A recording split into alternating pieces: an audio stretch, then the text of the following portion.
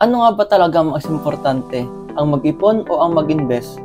Hi guys! Welcome to our channel. Vlog number 5 na tayo! Lately, medyo struggle ako sa pag-edit at upload ng mga videos ko. Dahil sobrang hina ng signal. Kahit gumigising na ako ng 4 AM in the morning.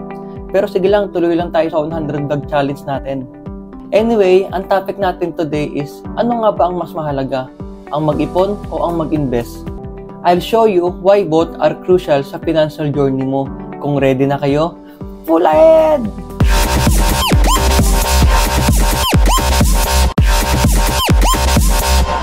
Like and subscribe. Ano nga ba ang pros and cons sa pag-iipon? Sa pros muna tayo. Security. May emergency fund ka na pwedeng pagkuhanan just in case of emergency. Or kung sakaling tumagal ka sa bakasyon sa Pinas. Peace of mind. Alam mo may nakatabi kang pera, kaya hindi ka worried sa future mo. No debt stress. Maliit ang chance na mangutang ka dahil alam mong may nakatabi kang savings para sa needs mo or just in case of emergency. Sa cons naman tayo. Low interest rate. Madalas, mababa ang interest rate ng savings account mo kaya hindi madaling dumami ang pera mo. Opportunity cost.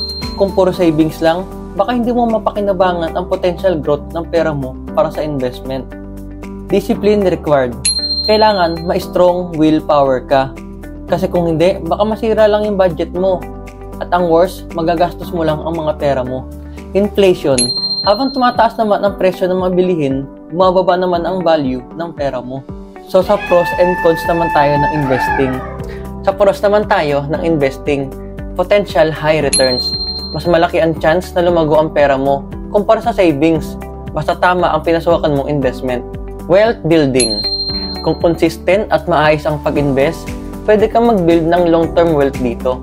And perfect for achieving big goals like owning a house or retirement. Inflation hedge. Investment like stocks or real estate ay may potential na lumaki at kaya mag-adjust sa inflation. Diversification. May chance ka na makapag-diversify na investment. So sa cons naman tayo, risk of loss. Lagi ka may risk na masunugan ng pera kung hindi tama ang investment na pinasukan mo. Market volatility. Unpredictable ang market, kaya nag-iiba-iba din ang presyo ng hawak ng stocks or assets mo. Time and knowledge. Kailangan mo ng sapat na oras at kaalaman bago ka pumasok sa mundo ng investing. Liquidity issue. Hindi mo agad ma-access ang investment mo, lalo na kung long-term ito. So for me, importante pa rin ang mag-save dahil dyan nagsisimula ang disiplina mo bago ka pumasok sa mundo ng investing, kung saan mapapalago ang pera mo.